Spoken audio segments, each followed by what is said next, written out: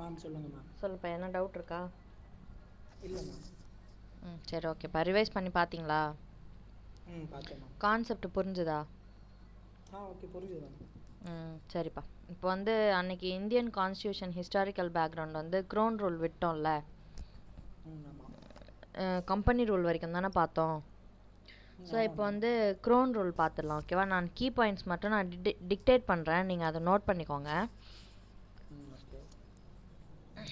Dictate பண்ணும்போது என்ன doubt இருந்துச்சுன்னா கேளுங்க, ஓகேவா? Okay.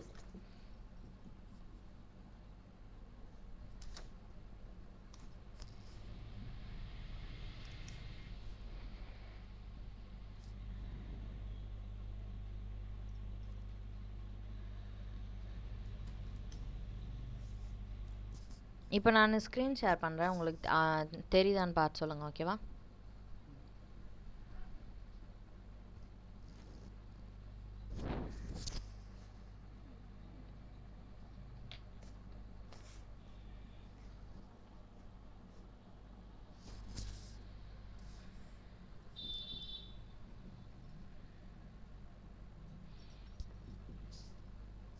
தெரியுதாப்பா?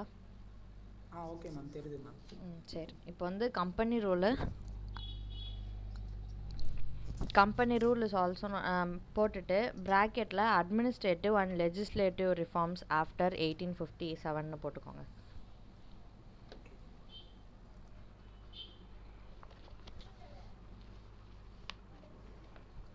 Administrative and legislative reforms after 1857.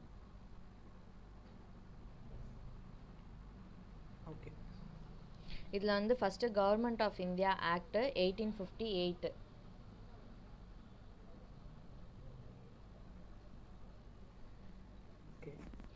இதில் வந்து பிரிட்டிஷ் க்ரௌன் கிட்ட எல்லா ரூல்ஸுமே கொடுத்துட்றாங்கல்ல. கொடுத்ததுக்கப்புறம் இந்த ஒரு கீ பாயிண்ட் எழுதிக்கோங்க. First statute for the governance of India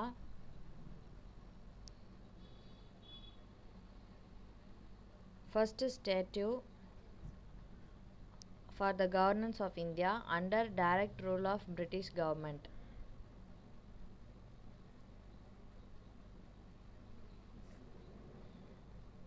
Okay.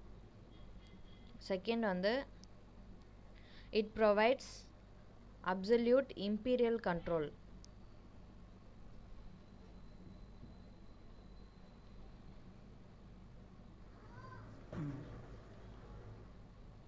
imperial control ஃபுல்லாக பிரிட்டிஷ் கவர்மெண்ட்டை போயிடுது, ஓகேவா? Next the power of the crown were to be exercised by Secretary of State for India. Secretary for States of India. Okay. இப்போ வந்து இங்கே legislative executive council மெம்பர்ஸ்னு பார்த்தோம்ல, அந்த British rule company ரூலில் அதை வந்து செக்ரட்டரி ஆஃப் ஸ்டேட்ஸ் ஃபார் இந்தியான்னு மாற்றிடுறாங்க, ஓகேவா? Next வந்து the country was divided into provinces headed by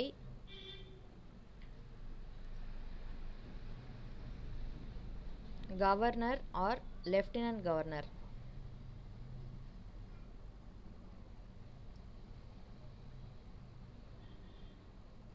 திரும்ப சொல்லுங்க. the country was divided into the country was divided into provinces.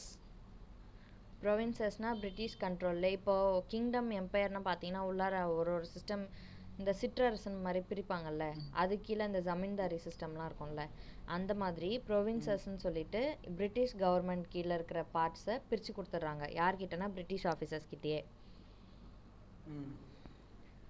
ப்ரொவின்சஸ்னால் பிரிட்டிஷ் கண்ட்ரோலில் இருக்கிற ஏரியா. பிரின்ஸ்லி ஸ்டேட்ஸ்னால் இண்டிபெண்ட் ஏரியா, ஓகேவா? Okay. All the authority of the governance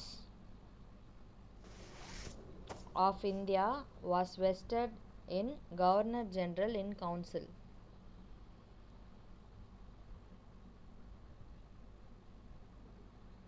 Governor General in Council na Viceroy of India. Viceroy of India கீழே secretary of states for India இருக்குது. Viceroy வந்து இந்தியாவிலே தான் இருப்பார், சாரி இங்கிலாந்துலேயே இருப்பார். ஆனால் அவரோட டீம் இந்த செக்ரட்டரி ஆஃப் ஸ்டேட்ஸ் வந்து இந்தியாவில் இருக்கும். இந்தியாவோட ரெஸ்பான்சிபிலிட்டி கண்ட்ரோல் ஃபுல்லாக அட்மினிஸ்ட்ரேட்டிவ் அண்ட் எக்ஸிக்யூட்டிவ் லெஜிஸ்லேட்டிவ் எல்லா ஃபுல்லாக கண்ட்ரோலுமே லண்டனில் இருக்கிற வைஸ்ராய் ஆஃப் இந்தியா கிட்ட தான் இருக்கும். ஓகேவா?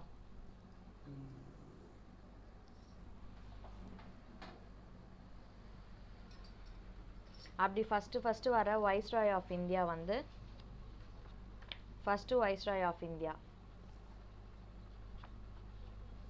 Lord Canning.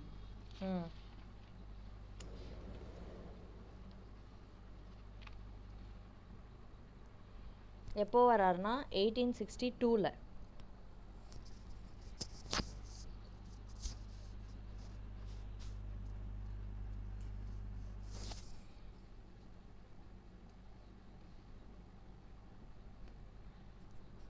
Next Indian councils act of 1861. இதில் தான் வந்து லார்ட் கேனிங் வராரு. இந்த டைமில் தான் வைஸ்ராய் வந்து மாற்றுறாங்க.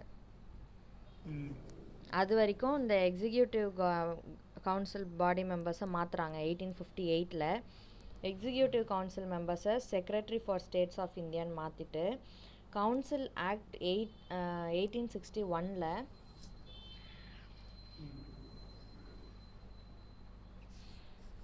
கவர்னர் ஜெனரல் ஆஃப் இந்தியாவை வைஸ்ராயாக மாற்றுறாங்கல்ல. அப்போ லார்ட் கேனிங் 62ல் வராரு. லார்ட் கேனிங்னு ஃபிக்ஸ் பண்ணிட்டாங்க, பட் ஆனால் வர்றது 62ல். ஓகே.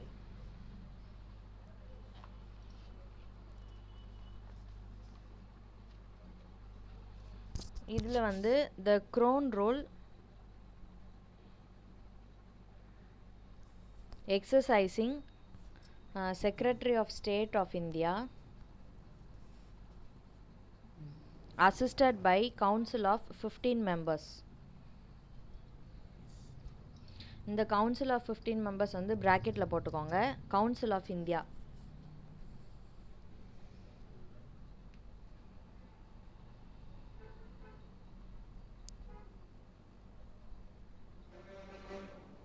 Okay ma'am. நெக்ஸ்ட் வந்து this act enabled, அடுத்த point, this act enabled governor general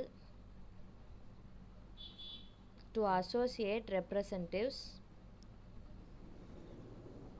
of Indian people with the work of legislation by nominating to his expanded council.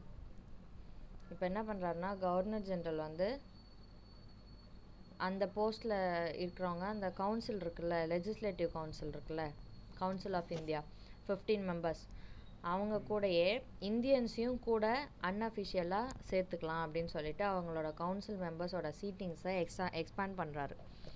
அப்போ வந்து இந்தியன்ஸ் எல்லாருமே அன்அஃபிஷியல்னு சொல்லிட்டு அன்அஃபிஷியல் கவுன்சில் மெம்பர்ஸ்னு சொல்லிட்டு வைக்கிறாங்க. பிரிட்டிஷ் மட்டும் official, Indians எல்லாம் அன்அஃபிஷியல்ன்ற மாதிரி. ஓகே. இந்த பாயிண்ட் எழுதிக்கோங்க. This act provides Governor General's apostrophe S Executive Council should include additional non-official members while transacting legislative business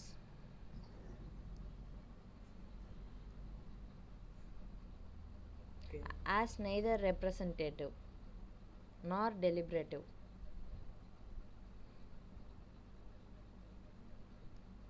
Next, அடுத்த point, it decentralized the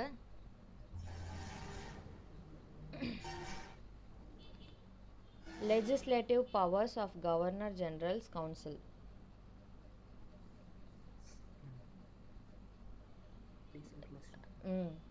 decentralise பண்ணி யார் யாருக்கு கொடுக்குறாங்கன்னா, vested them to governments of Bombay and Madras.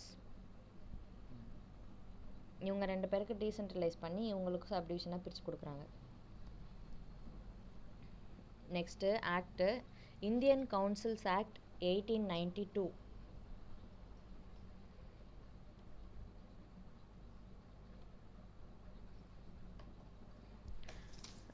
non-official members of Indian Legislative Council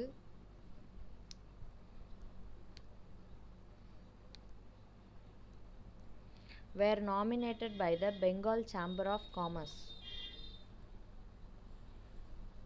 and Provincial Legislative Council.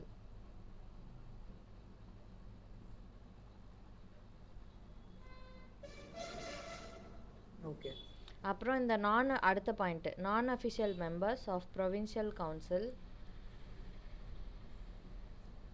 nominated by certain local bodies like universities, district boards, municipalities, zamindars, etc. இவங்கெல்லாம் வந்து non official மெம்பர்ஸை nominate பண்ணுறதுக்கு help பண்ணாங்க. ஓகேவா, இவங்க nominate பண்ணுற ஆளை தான் non official member of legislative கவுன்சில்னு சொல்லிட்டு அனௌன்ஸ் பண்ணாங்க. Next Minto Morley reform and the Indian council act 1909.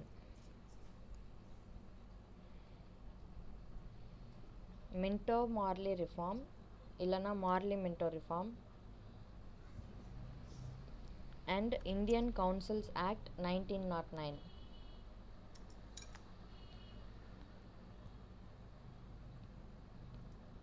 இந்த 1909 இந்தியன் கவுன்சில் ஆக்டை ரெக்கமெண்ட் பண்ணவங்க மார்லி அண்ட் மின்டோ. இதில் மார்லி வந்து secretary of states of India, Lord Morley. Minto is the viceroy of India. During that time 1909 Viceroy of India was Lord Minto. State Secretary of States of India Lord Morley. இவங்க ரெண்டு பேரும் சேர்ந்து தான் வந்து Minto Morley reform சொல்லிட்டு Indian councils act 1909 கொண்டு வந்தாங்க. இவங்க வந்து என்ன பண்ணாங்கன்னா அடிஷ்னல் மெம்பர்ஸ் எக்ஸிக்யூட்டிவ் கவுன்சிலையும் லெஜிஸ்லேட்டிவ் கவுன்சிலையும் சேர்த்துக்கிறாங்க. அந்த state of secretary of states of இந்தியாவை ரெண்டு டீமாக பிரித்து ஃபஸ்ட்டு டீம் வந்து லெஜிஸ்லேட்டிவ் கவுன்சில்னு பிரித்தாங்கல்ல.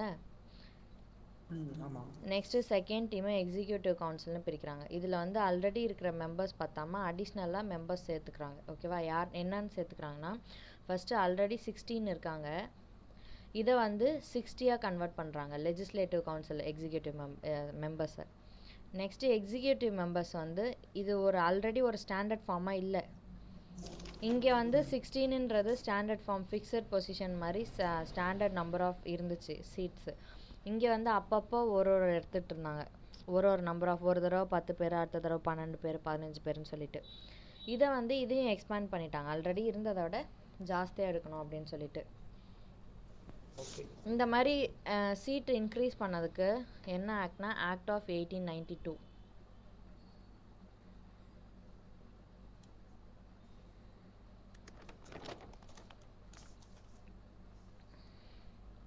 இதில் வந்து நம்பர் ஆஃப் சீட்ஸ் இன்க்ரீஸ் பண்ணாலுமே அஃபிஷியல், அதாவது அவங்க பிரிட்டிஷ் சைட்ஸை மட்டும் அஃபிஷியலாக வச்சுருந்து அவங்களோட மெஜாரிட்டியை மெயின்டைன் பண்ணாங்க.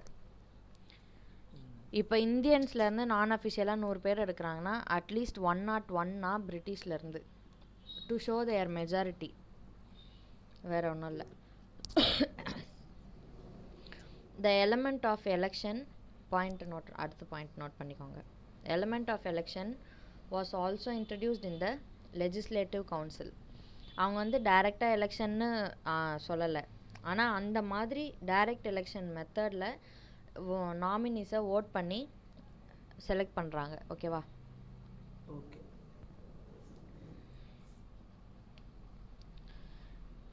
நெக்ஸ்ட் வந்து கம்யூனலிசம். இதில் அடுத்த பாயிண்ட்டு கம்யூனலிசம். என்ன பண்ணுறாங்கன்னா முஸ்லீம் லீக்னு ஒரு பார்ட்டி இன்ட்ரடியூஸ் பண்ணுறாங்க. இந்த முஸ்லீம்லாம் என்ன பண்ணுறாங்கன்னா Muslim nominee should be voted by the Muslim community, Hindu nominee should be voted by the Hindu கம்யூனிட்டின்னு சொல்லிட்டு கொண்டு வராங்க. இதுதான் வந்து கம்யூனலிசம். ஹிந்துஸில் முஸ்லீம்னா முஸ்லீம்ஸ் மட்டும் வரும், கிறிஸ்டின்னா கிறிஸ்டியன் மட்டும் வரும். ஹிந்துஸ்ன்னு பார்த்தீங்கன்னா ஹிந்துஸு, புத்திசம், ஜெயினிசம், சீக்கு இது எல்லாமே வந்து சேர்த்து முஸ்லீம்ஸில் வந்துடுது, ஹிந்துஸில் வந்துடுது. ஓகேவா, இதெல்லாம் வந்து Minto Morley reform 1909 or Indian councils act 1909. ஓகேவா? அடுத்தது the government of India act 1915.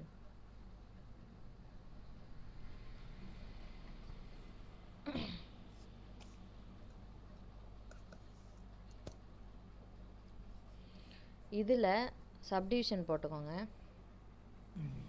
Montagu Chelmsford reform.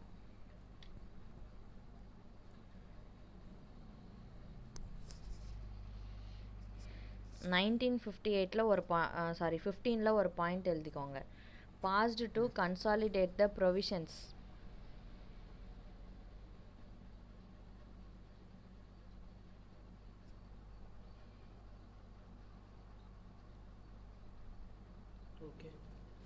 Next 1919 government of India act 1919ல் Montagu Chelmsford reform.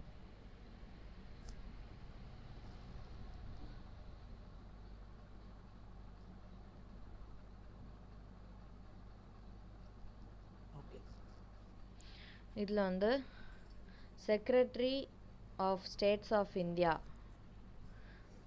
Mister Montagu. Chelmsford வந்து வைஸ்ராய். 1919ல் secretary of states of India Montagu and Chelmsford was a viceroy of India. Formulated the proposal for Montagu-Chelmsford reforms. அடுத்தது responsible government in the provinces was to be introduced.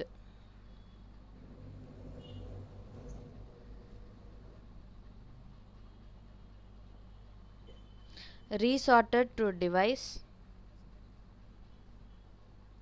known as diarchy or dual government.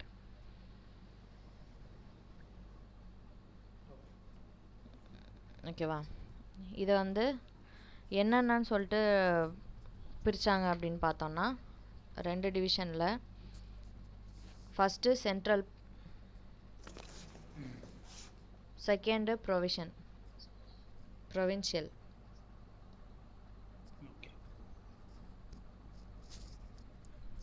Central subjects அடுத்த point எழுதிக்கோங்க. Central subjects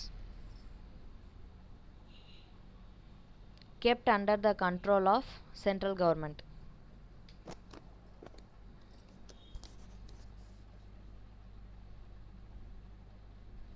Okay.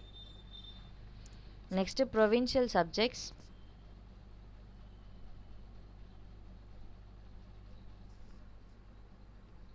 subdivided into provincial subjects இன்னும் subdivide பண்ணுறாங்க. அது வந்து transferred subjects and reserved subjects.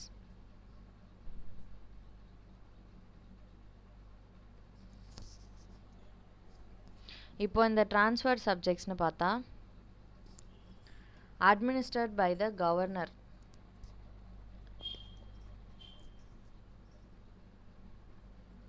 Governor and his executive council.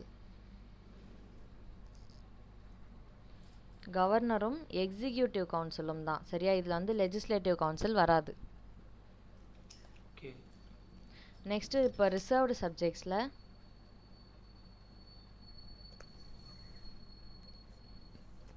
Administered by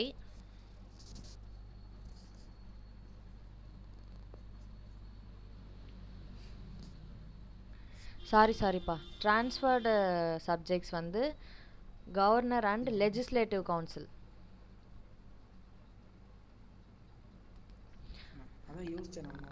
reserved தான் வந்து கவர்மெண்ட்டும் கவர்னரும் executive கவுன்சிலும்.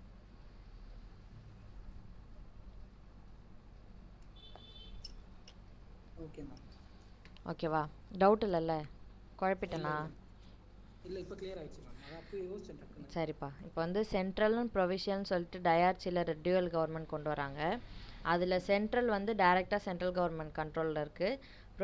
Central government கண்ட்ரோல்னா டேரெக்டாக பிரிட்டிஷ் க்ரோன் ரூல். இந்த டைமில் யார் king or queen whoever maybe அவங்களோட கண்ட்ரோலில். ப்ரொவின்ஷியலில் ட்ரான்ஸ்ஃபர்ட் அண்ட் ரிசர்வ்டு. ட்ரான்ஸ்ஃபர்ட் வந்து கவர்னர் ப்ளஸ் லெஜிஸ்லேட்டிவ் கவுன்சில், அந்த அவரோட கீழே இருக்கிற அந்த கவுன்சில் மெம்பர்ஸ் இருக்காங்கல்ல, states for the secretary for the states of India. இந்த செக்ரட்டரி டீமை ரெண்டாக பிரிக்கிறாங்க, கவர்மெண்ட் அண்ட் எக்ஸிக்யூட்டிவ்னு சொல்லிட்டு. அதை ட்ரான்ஸ்ஃபர்டு சப்ஜெக்ட்ஸ் எல்லாருமே லெஜிஸ்லேட்டிவ் கவுன்சில்ட்டையும் ரிசர்வ்டு ஃபுல்லாக எக்ஸிக்யூட்டிவ் கவுன்சில்ட்டையும் கொடுத்துட்றாங்க. ரெண்டுத்தையுமே மெயின்டைன் பண்ணுறது பார்த்தா கவர்னர். ஓகேவா? ஓகே. நெக்ஸ்ட் வந்து பாயிண்ட் எழுதிக்கோங்க. The previous central control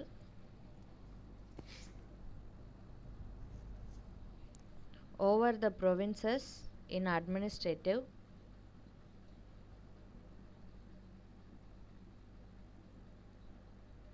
legislative and financial matters was relaxed.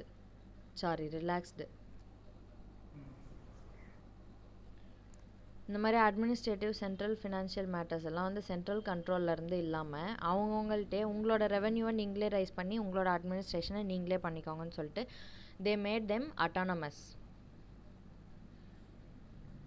இதுதான் வந்து decentralisation of power. Next provincial budget was separated from the central budget. அவங்கவுங்களுக்கு வேண்டிய காசை அவங்கவுங்களே பண்ணிவிட்டு அவங்கவுங்களுக்கு வேண்டிய ஃபண்டு அவங்களே கலெக்ட் பண்ணிக்கணும். உங்கள் ஸ்டேட்டுக்காக சென்ட்ரல் எதுவும் பண்ணாது அப்படிங்கிற மாதிரி.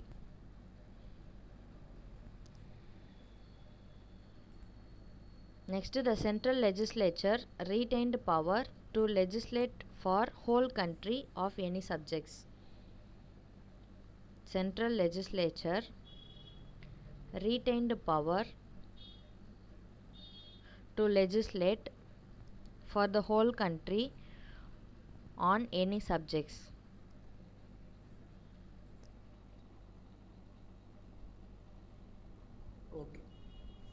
Okay. The governor was empowered to reserve a bill for the consideration. The governor was empowered to reserve a bill for the consideration and the governor general if it was related to some specified matters.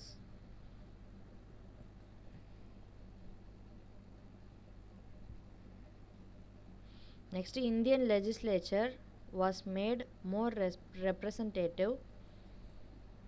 Indian legislature was made more representative for the first time under the name of bicameral.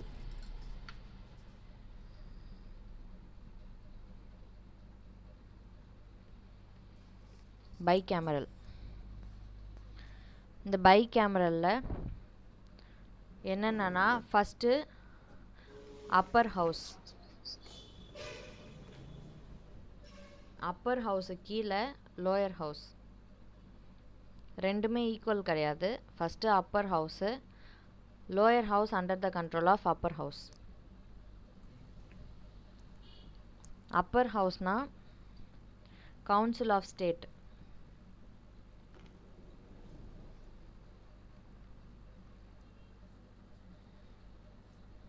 Lower ஹவுஸ்னால் legislative assembly.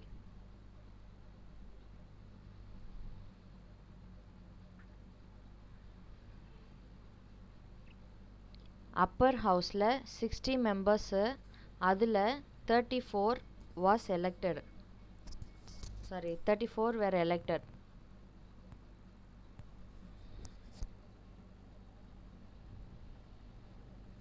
Lower ஹவுஸில் 144 members, அதில் 104 வேர் elected.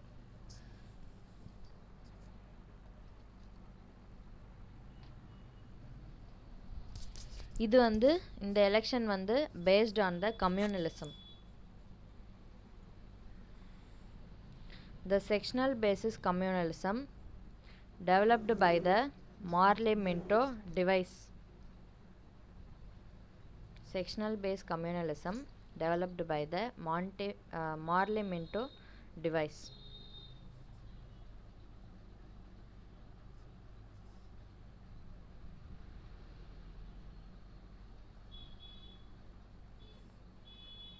Next, Simon Commission.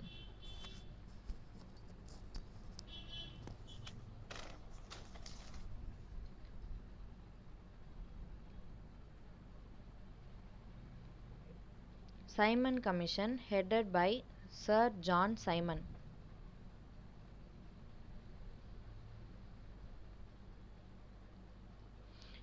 This is constituted in 1927.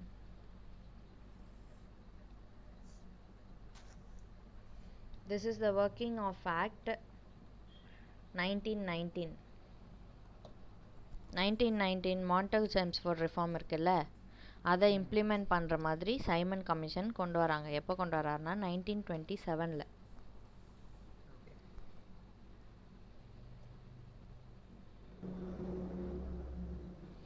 Next government of India act 1935.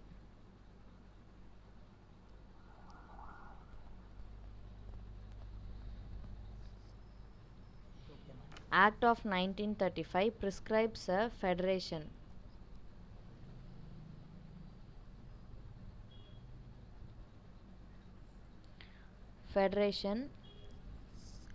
Taking the provinces and Indian states as unit.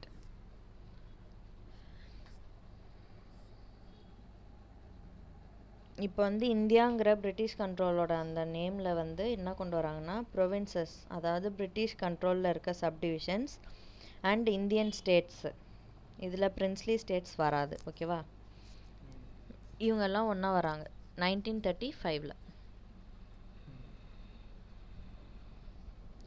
It was optional for other Indian states to join the federation.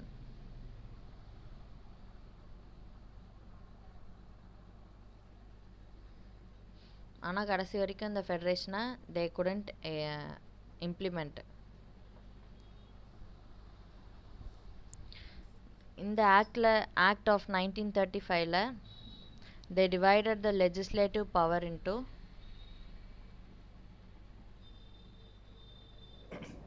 two. ஓகேவா, central and province ரெண்டாக பிரிக்கிறாங்க.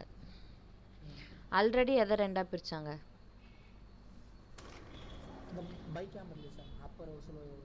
Okay, அதுக்கு முன்னாடி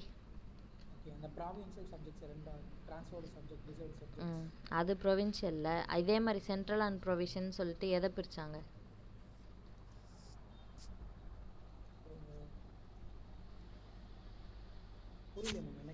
மொத்த அதான்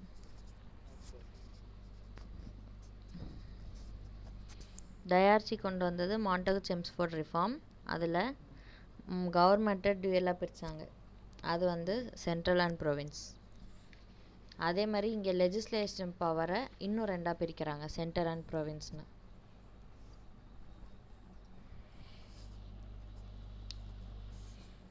executive authority வந்து exercised by the governor. Executive and legislative இல்லையா, எக்ஸிக்யூட்டிவை கவர்னர் பார்த்துக்கிட்டாரு அண்ட் லெஜிஸ்லேட்டிவை மட்டும் சென்டர் அண்ட் ப்ரொவின்ஸாக பிரிக்கிறாங்க.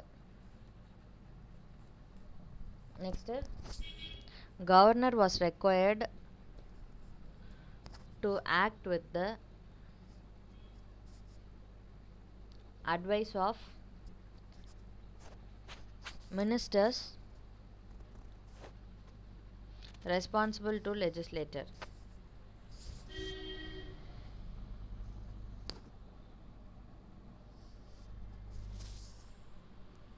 Okay. Next, the executive authority of center was vested to Governor General.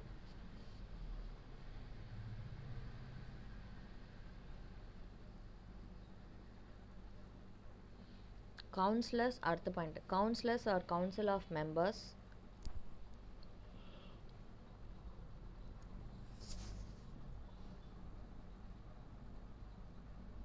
okay. responsible to the legislature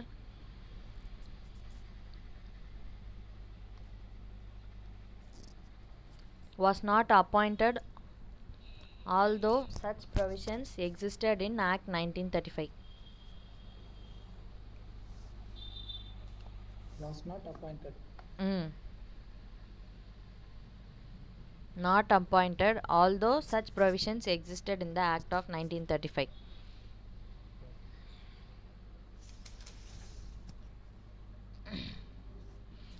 இந்த லெஜிஸ்லேட்டிவ் சென்ட்ரல் லெஜிஸ்லேச்சரில் பைகேமரலிசம் கொண்டு வந்தாங்க தெரியுமா, Appar house and lower house. அது வந்து மொத்தம் 11 ப்ரொவின்ஸில், இந்தியாவில் 11 ப்ரொவின்ஸ் இருந்துச்சு. அந்த 11 ப்ரொவின்ஸில் 6 ப்ரொவின்ஸில் கொண்டு வந்துட்டாங்க. மீதி 5 ப்ரொவின்ஸும் எங்களுக்கு வேண்டாம் அப்படின்னு சொல்லிட்டாங்க. எங்களுக்கு இந்த பைகேமரலிசம் வேண்டாம் அப்படின்னு சொல்லிட்டாங்க. ஓகேவா. நெக்ஸ்ட் வந்து the threefold division in Act of 1935. Threefold division in the Act of 1935. Federal list, provincial list, concurrent list.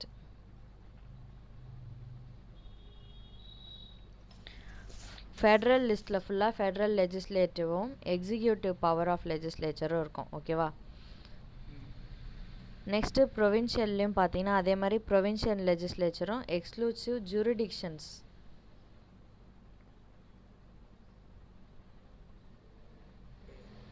Exclusive ஜூரிடிக்ஷன்ஸ். Concurrent லிஸ்ட்டுன்னு பார்த்தீங்கன்னா ரெண்டுத்துக்குமே காமனான லெஜிஸ்லேச்சர். எத்தனை அப்படின்னு பார்க்குறோம்.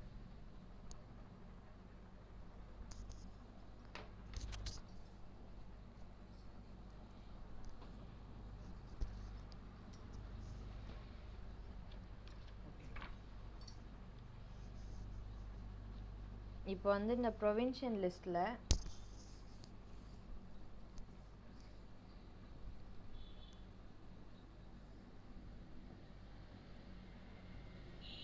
இந்த மாதிரி ஒரு ஃபெட்ரல் கோர்ட் கிரியேட் பண்ணுறாங்க. Federal court was set up in 1937.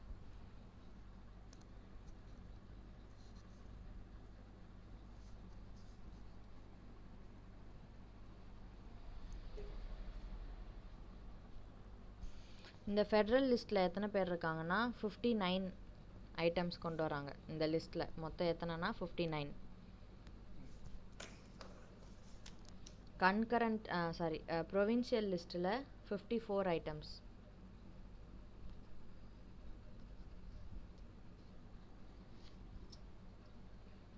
Concurrent லிஸ்ட்டில் 36.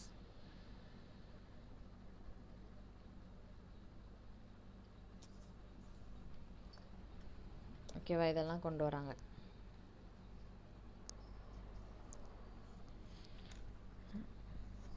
Next dominion status. அதாவது இதுக்கப்புறம் இங்கே நாங்கள் எப்போ வேணாலும் நீங்கள் விருப்பப்பட்டால் நாங்கள் போயிடுவோம் அப்படிங்கிற மாதிரி ஒரு ஐடியா கொண்டு வந்தது Simon commission. Dominion status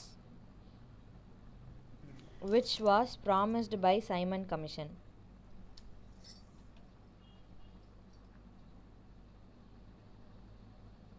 In 1929.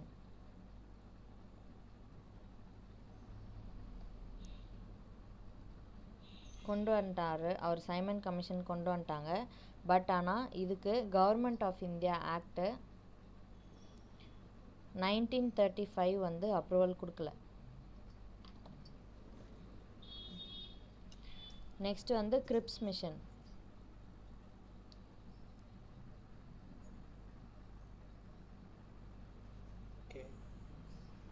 Grips மிஷனில் பாயிண்ட்ஸ் நோட் பண்ணிக்கோங்க. In March 1942,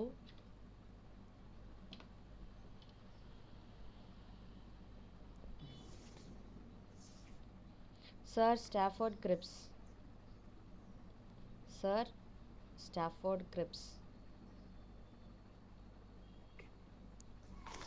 member of British Cabinet.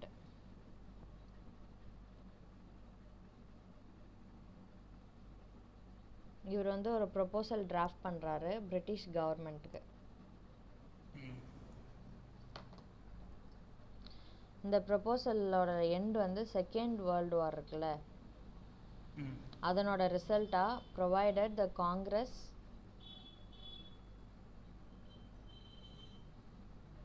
and the Muslim League could accept them.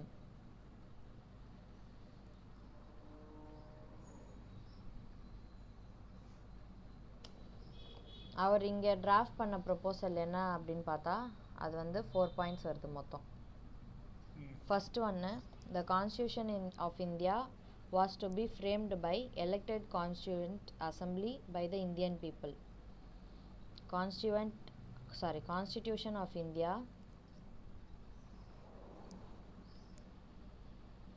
was to be framed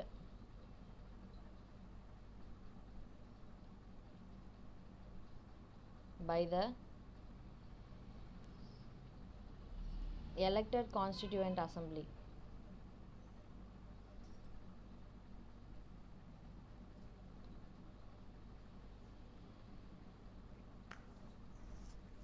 By the Indian people.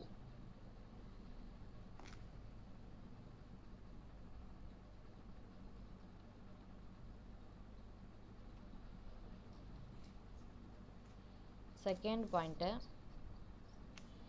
the constitution should give Indian dominant status.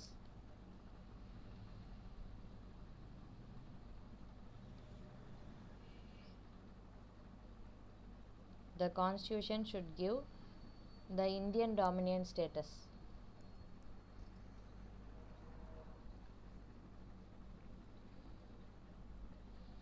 அப்புறம் third point, there should be one Indian Union. Indian Unionனா ஒரு central power comprising all provinces and states.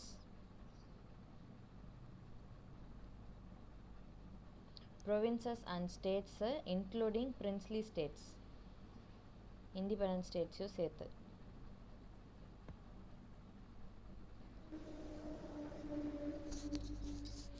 Next, any province not accepting the constitution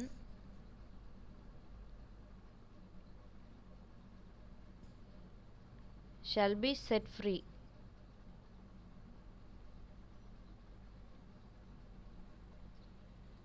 to retain their constitutional position.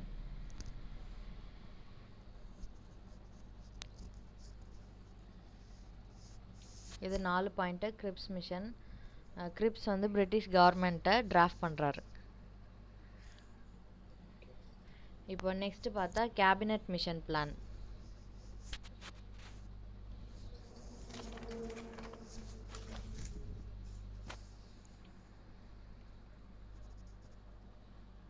Cabinet mission வந்து 1946 plan பண்ணுறாங்க.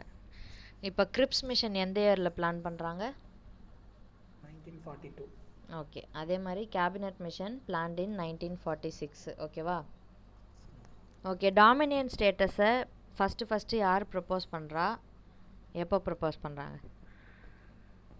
August ஆஃபரில் கொடுத்துருப்பாங்க. அதை யார் கொடுக்குறாங்க? அதுக்கு முன்னாடியே வந்து சைமன் கமிஷனில் அவர் ப்ரப்போஸ் பண்ணுறாரு. பட் ஆனால் it was not accepted. He proposed in 1926. ஓகேவா? ஆகஸ்ட் ஆஃபர் அதுக்கப்புறம் வருது. ஓகேவா? நெக்ஸ்ட் இப்போ கேபினட் மிஷன் பிளானில் in March 1946 Lord Attlee sent a cabinet mission to India consisting 3 cabinet ministers. இந்தியாவில் மொத்தம் 3 கேபினட் மினிஸ்டர்ஸ் இருக்கிறாங்க அந்த டைமில். ஃபஸ்ட்டு வந்து யாருன்னு பார்த்தா Lord Pethick Lawrence. Lord Pethick Lawrence.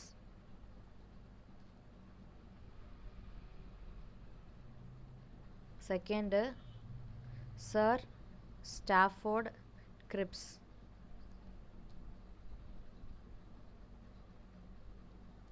Third A V Alexander.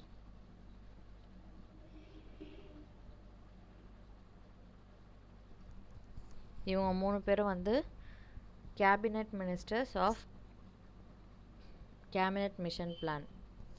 Next இந்த அப்ஜெக்டிவ் ஆஃப் த பிளான் சொல்லிட்டு அடுத்த point.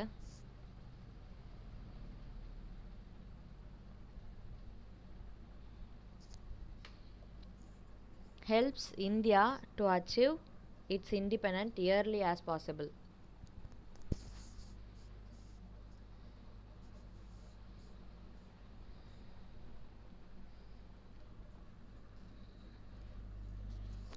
Second, to set up constituent assembly.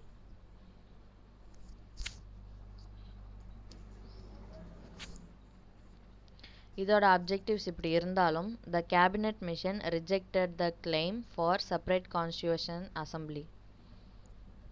Constitution assembly தனியாக போடுறதுக்கு பிளான் பண்ணி கொடுக்கல. And separate states for the Muslims, இதையும் அவங்க டிராஃப்ட் பண்ணி கொடுக்கல. முஸ்லீம் லீக் வந்து எங்களுக்கு தனியாக கண்ட்ரி வேணும் அப்படின்னு சொல்லிட்டு கேட்குறாங்க. அதுக்கான டிராஃப்டிங் ப்ரொபோசல் இதில் இல்லை.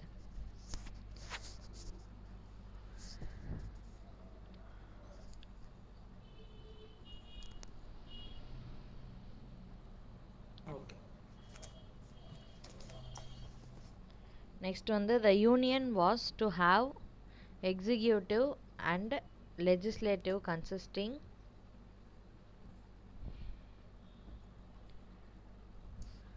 the union was to have an executive and legislature consisting of representatives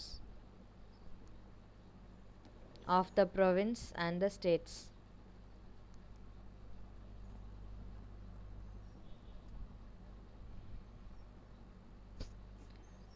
Any decision involving a major communal issue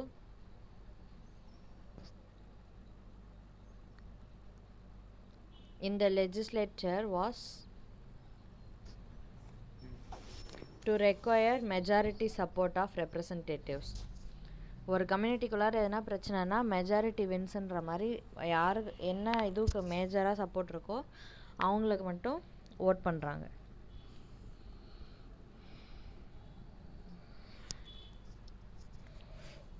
Next, the Mountbatten Plan.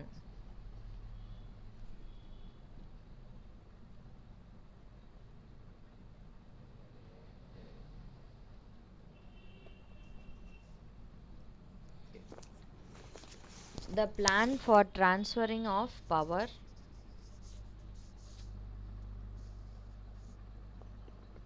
to the Indians and partition of country. India பாகிஸ்தான்னு சொல்லிட்டு தனித்தனியாக.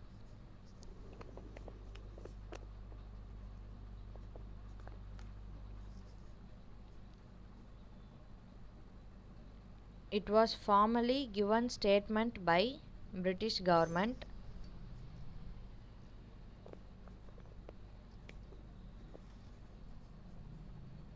on 3rd June 1947. இந்த மாதிரி date யாரால் எங்கே இதெல்லாம் ரொம்ப important. Mountbatten அவரோட பிளான் வந்து 3rd June 1947 இந்த மாதிரி இம்ப்ளிமெண்ட் ஆச்சு. Includes the partition of India and Pakistan, அப்புறம் transferring the powers from the British to dominion status of India and dominion status of Pakistan அப்படின்னு சொல்லிட்டு. சரியா? நெக்ஸ்ட் வந்து last act, Indian independence act 1947.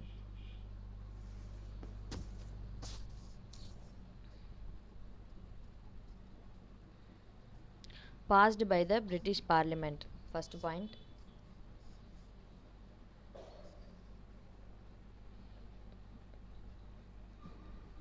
Second, in pursuance of this act,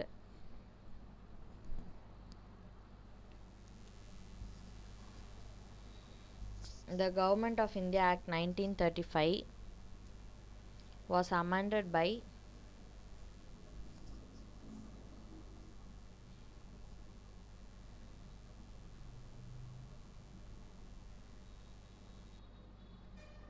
adoption orders that includes partition of India and Pakistan.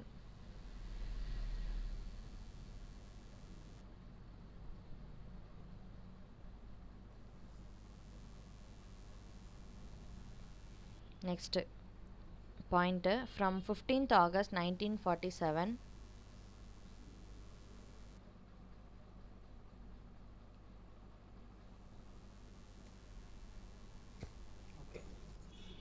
India ceased to be the dependency of the British crown over the Indian states.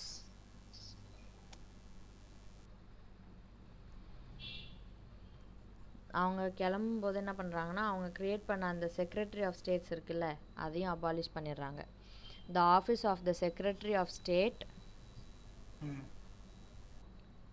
Of India was abolished.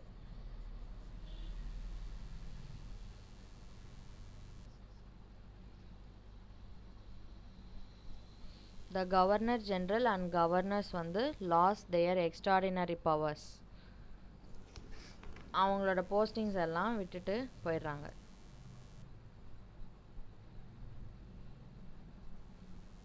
Next இண்டிபெண்டன்ஸ்க்கு அப்புறம் ஆக்சுவலாக India வந்து August 14 நைட்லேருந்து இந்த மாதிரி transferring of powers நடந்துகிட்ருக்கு. இந்த power ட்ரான்ஸ்ஃபரேஷன்லாம் எப்போ முடியுதுன்னா August 15 காலையில் முடியுது. ஓகேவா. நெக்ஸ்ட்டு அப்படி வந்த first governor general after independence first வந்த கவர்னர் ஜெனரல் யார்?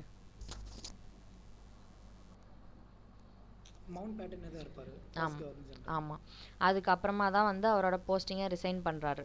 ஜவஹர்லால் நேருக்கு பிரைம் மினிஸ்டர்ன்ற போஸ்டிங் கொடுத்துட்டு அவரோட போஸ்டிங்கை ரிசைன் பண்ணிவிட்டு எல்லோரும் கிளம்பிடுறாங்க. ஸோ வந்து க்ரௌன் ரூல் முடியுது இதோட. ஸோ இதெல்லாம் தான் வந்து historical background of Indian constitution. ஓகேவா. வேறு எதுனா டவுட் இருக்காப்பா? சரி, இப்போ வந்து ஒரு ரஃபாக ஒரு 5 minutes வந்து வேறு எதுனா டிஸ்கஷன் கிளாஸ் மாதிரி. ஓகேவா. சரி, இப்போது காந்தி வந்து என்னைக்கு அவரோட இறந்துட்டார்? காந்திஜி வந்து 1948 இறந்தார். டேட் தெரியுமா? டேட் தெரியல. January 30. ஜனவரி. எஸ் ஞாபகம் வந்துருச்சு. ஓகேவா. கோச் ஆமாம். இப்போது இந்தியாவில் டைகர் சான்ச்சுரிஸ் இருக்குல்ல, இது வந்து எப்போ ஸ்டார்ட் ஆச்சு? Tiger sanctuaries 1973. ப்ராஜெக்ட் ஆமாம். ஓகேவா. நெக்ஸ்ட் வந்து இந்தியாவில் ரயில்வே டிரான்ஸ்போர்ட் எப்போ கொண்டு வந்தாங்க? இந்தியாவில் ரயில்வே டிரான்ஸ்போர்ட் பார்த்தீங்கன்னா 1853. April 16, 1853. April 16.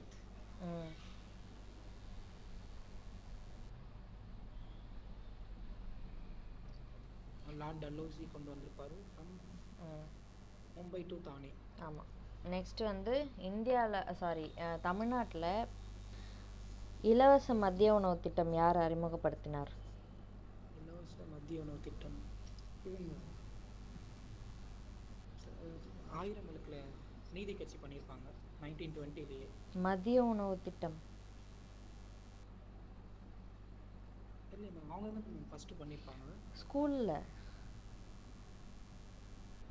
அப்படின்னு பார்த்தீங்கன்னா நீங்கள் காமராஜர் சொல்லலாம். அவர் மட்டும்தான். சரியா. நெக்ஸ்ட்டு காந்திக்கு ஃபாதர் ஆஃப் நேஷன்னு டைட்டில் கொடுத்தது யார்? சுபாஷ் சந்திர போஸ். ஓகே. சரிப்பா. நெக்ஸ்ட் வேறு என்ன இருக்கா? இல்லை வேறு எதுனா கொஞ்சம் படிச்சுட்டு டவுட் இருந்தால் கேட்கட்டுமா? சரிப்பா. ஏன்னா டவுட் இருந்துச்சுன்னா ஆடியோவில் அனுப்பி வைங்க, நான் பார்க்குறேன். ஓகேவா. Okay ma'am. சயின்ஸ் அண்ட் டெக்னாலஜியும் தமிழும் பயமாக இருக்குது. மற்ற சப்ஜெக்ட்லாம் கூட கொஞ்சம் ஓட்டி விட்டுருவோம். சயின்ஸும் தமிழ் ரொம்ப நாள் டச்சே இல்லை. தமிழ் வந்து நான் அந்த சார் தான் உங்களுக்கு வருவார், எக்கனாமிக்ஸ் எடுத்தார்ல, ஆமாம், அவர் தான் வருவார். எனக்கு தமிழ் அந்த சைடுலாம் நமக்கு டச் இல்லை. ஓகே ஓகே ஓகேவா. தமிழ் கல்ச்சரும் எக்கனாமிக்ஸும் அவர் எடுப்பார். அவர் எப்போ மேம் வருவார்? சமயம் எடுத்தார், வரவே மாட்டுறாரு. நல்லா இருந்துச்சா கிளாஸ்?